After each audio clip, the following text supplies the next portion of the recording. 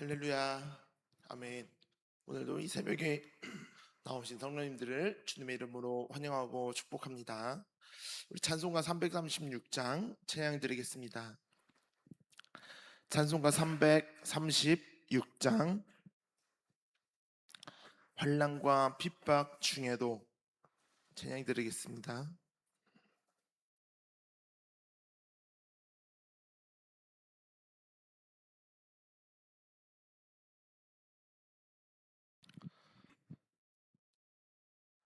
환난과 핍박 중에도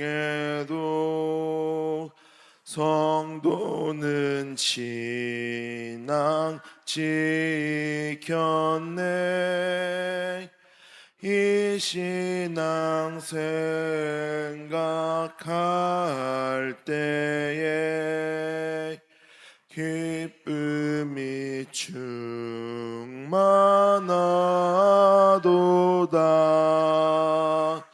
성도의 신앙 따라서 죽도록 충성하겠네.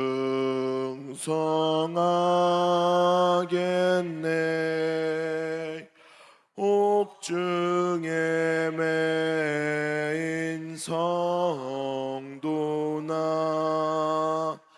양심은 자유 얻었네.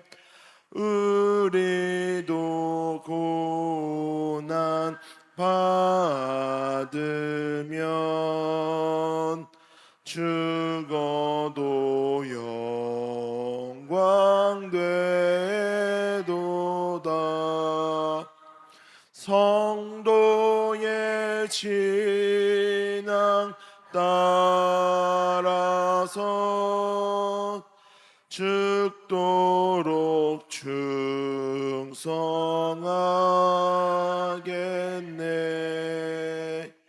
성도의 신앙 본받아 원수도 사랑하겠네.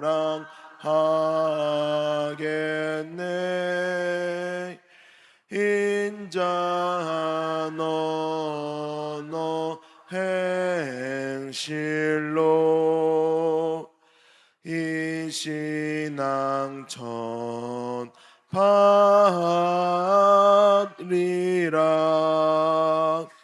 성도의 신앙 따라서 죽도록 충성하겠네.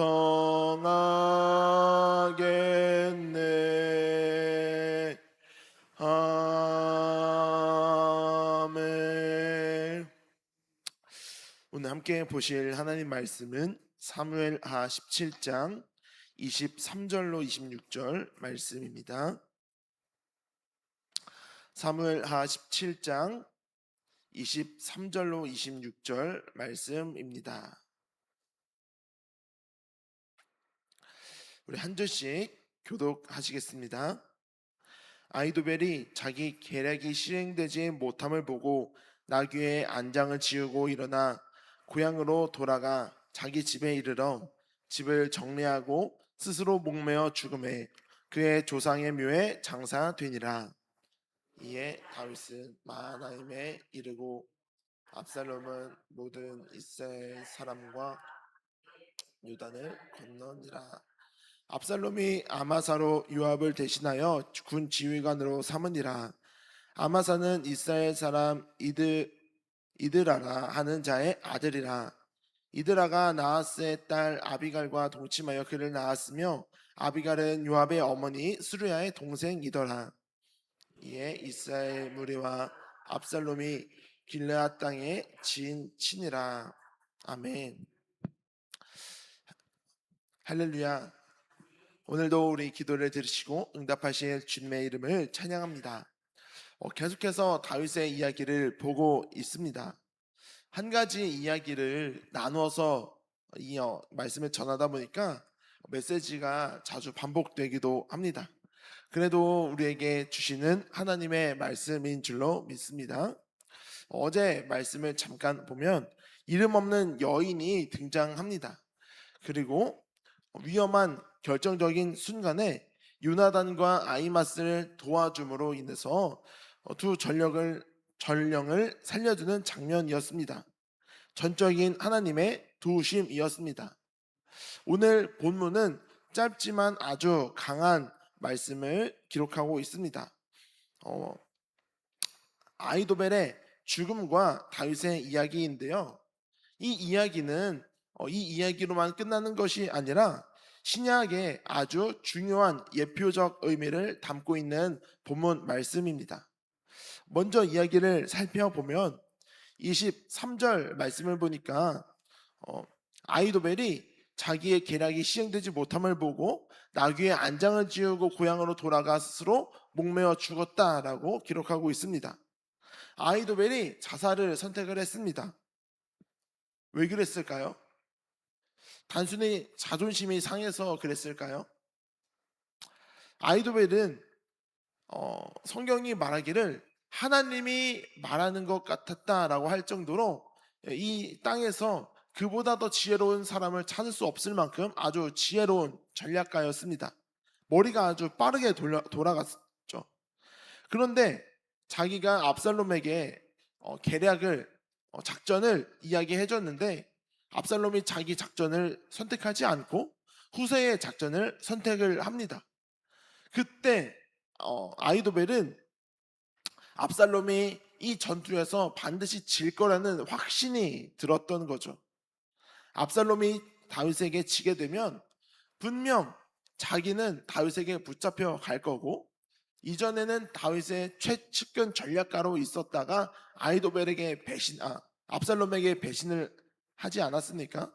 배신자로 끌려가 불명예스럽게 반역자로 처형당한 것을 알았습니다.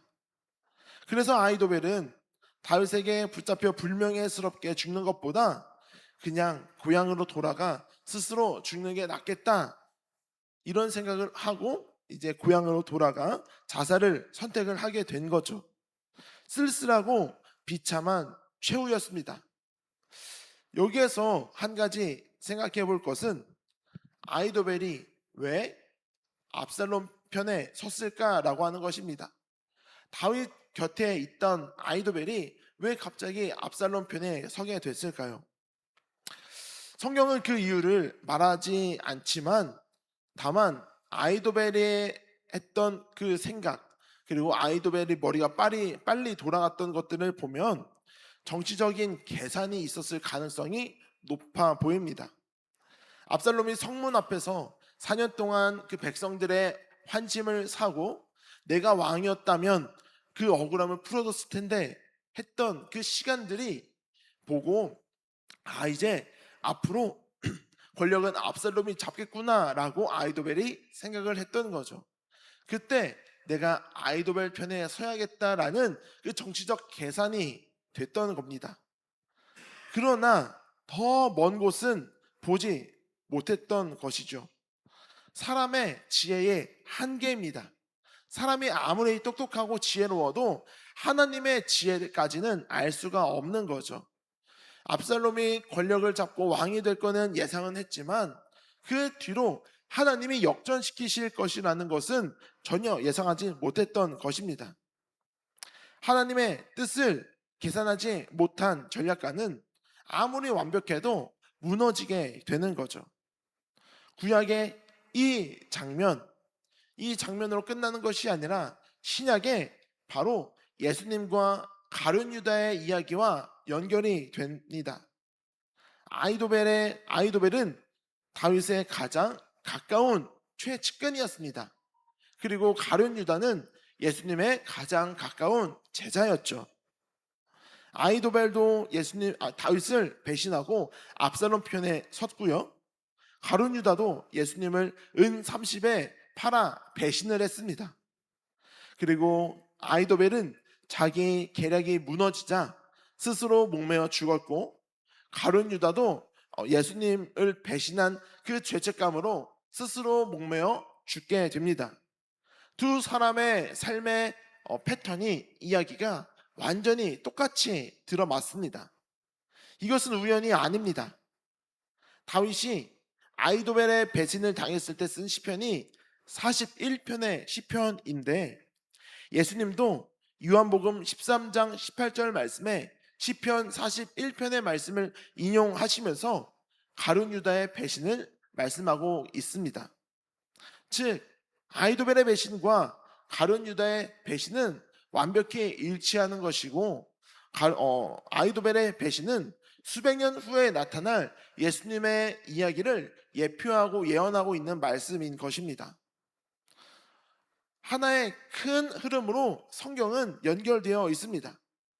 그러나 여기에서 우리가 한 가지 더 생각해 볼 것은 아이도벨과 가룟 유다의 결말이 똑같듯이 다윗과 예수님의 선택도 똑같았다는 것입니다. 다윗은 가장 가까운 친구 아이도벨에게 배신을 당했고 아들에게 쫓겨 도망가는 처참한 자리에서 있었습니다. 그런데 다윗은 어떤 선택을 했습니까? 그 누구도 원망하지 않았습니다. 하나님을 떠나지 않았습니다. 시므이가 저주하고 돌을 던질 때에도 사람을 보지 않고 하나님을 선택했고 하나님 안에 머물러 있었습니다. 예수님도 마찬가지였습니다. 3년을 함께하고 동거동락했던 제자에게 배신을 당했는데도 그 누구도 원망하지 않고 하나님을 떠나지 않았습니다. 그리고 십자가에 달리셨죠. 누가복음 23장 34절 말씀은 이 예수님의 마음을 담고 있는 기도인데요. 아버지, 저들을 사하여 주옵소서. 자기들이 하는 것을 알지 못함이니이다 라고 하나님께 기도하는 모습을 볼 수 있습니다. 배신과 고통 앞에서도 예수님은 하나님의 뜻을 의지했고 하나님 안에 머물러 있을 수 있던 말씀이었던 거죠. 그리고 결국 하나님이 그들 모두를 회복시키셨습니다. 다윗은 결국 압살롬과의 전투에서 이기고 왕좌에 복귀했습니다. 예수님도 결국 십자가에 달리셨지만 부활하심으로 모든 사망과 죽음의 권세를 이겨내셨습니다. 24절에서 26절의 말씀을 보면 다윗이 마하나임에 도착했고 압살롬은 요압 대신 아마사를 군대 장관으로 삼았다라는 이야기가 기록되어 있습니다. 그리고 이제 곧바로 다윗과 전쟁을 하기 위해서 다윗을 쫓아오고 있는 장면입니다. 아직 이 전쟁은 끝나지 않았습니다. 다윗 앞에 여전히 위험이 남아 있습니다. 가장 큰 위협이 됐던 것은 사실 압살롬의 군대가 아니라 아이도벨이었습니다. 아이도벨이 짠 그 작전을 당해낼 사람이 없었기 때문이죠. 그러나 이제 아이도벨이 죽었습니다. 다윗이 15장 31절에 드렸던 그 기도가 확실하게 응답이 됐던 거죠. 그 기도는 이렇습니다. 하나님, 아이도벨의 계략을 어리석게 하옵소서. 다윗이 하나님께 드렸던 기도는 반드시 응답되었습니다. 하나님은 오늘 이 말씀을 통해 우리 스스로를 돌아보게 하십니다. 우리는 지금 어느 자리에 서 계십니까? 아이도벨처럼 내 계획과 내 뜻이 이루어지지 않은 자리에 있습니까? 내 생각대로 되지 않았다고 무너지는 삶의 자리에 있지는 않습니까? 아니면 내 무너진 삶의 자리에서도 다윗처럼 하나님을 원망하지 않고 그래도 하나님의 뜻을 구하며 하나님 안에 머물러 있으십니까? 배신의 끝은 스스로 무너지는 것입니다. 아이도벨도 그랬고 가룟 유다도 그랬습니다. 그러나 하나님을 신뢰하고 의지하는 자의 끝은 회복인 것입니다. 지금은 잠깐 무너져 있는 자리에 있는 것 같아도 그 하나님의 뜻은 무너져 있는 자리에서 끝나지 않으십니다. 하나님의 마지막 페이지는 항상 회복에 있는 줄 믿습니다. 혹시 우리가 과거에 누군가에게 배신을 당했거나 사기를 당했거나 원망스러운 일이 있더라도 다윗처럼 하나님 안에 머물러 있어야 됩니다. 그리고 하나님을 떠나면 안 됩니다. 왜냐하면 하나님의 끝은 반드시 회복의 길이 있기 때문입니다. 오늘 이 새벽 기도하실 때에 그 신뢰의 길을 하나님 안에 머물러 있을 수 있는 시간이 될 수 있기를 주님의 이름으로 축복합니다. 오늘 우리의 기도 가운데 그렇게 응답하실 하나님을 찬양하는 시간이 되기를 주님의 이름으로 축복합니다. 우리 함께 기도드리겠습니다. 하나님 아버지, 오늘 아이도벨의 비참한 모습을 통해 우리가 서야 할 자리를 보게 하시니 감사드립니다. 하나님의 뜻을 계산하지 못한 인간의 완벽한 전략은 결국 스스로 무너질 수밖에 없었음을 말씀을 통해 살펴보았습니다. 주님, 우리가 내 생각과 계획을 하나님보다 앞세우는 어리석은 자리에 서지 않도록 인도하여 주시옵소서. 때로 살아가면서 억울하고 원통한 일을 만나고 믿었던 이들에게 배신을 당하는 상처를 입을 때도 있습니다. 그러나 사람을 원망하거나 낙심의 자리에 있지 않게 하시고 하나님을 떠나지 않게 하옵소서. 묵묵히 하나님을 바라보았던 다윗처럼 십자가 위에서도 묵묵히 하나님의 뜻 안에 머물렀던 예수님처럼 오직 주님만 신뢰하며 그 자리를 지키게 하여 주시옵소서. 배신의 끝은 무너짐이지만 하나님을 신뢰하는 자는 반드시 회복되는 줄 믿습니다. 다윗의 기도를 들으시고 마침내 회복시키셨던 진실한 하나님을 의지하오니 오늘 이 새벽 눈물로 기도하는 우리의 이 마음을 위로하시고 부활의 영광을 바라보게 하여 주시옵소서. 오늘 하루도 흔들리지 않고 하나님을 신뢰하며 그 길을 걷기로 결단하는 우리 모두에게 믿음과 지혜를 허락하여 주시옵소서. 우리의 삶을 인도하실 주님만 의지하오며 살아계신 나사렛 예수님의 이름으로 간절히 기도드렸습니다. 아멘.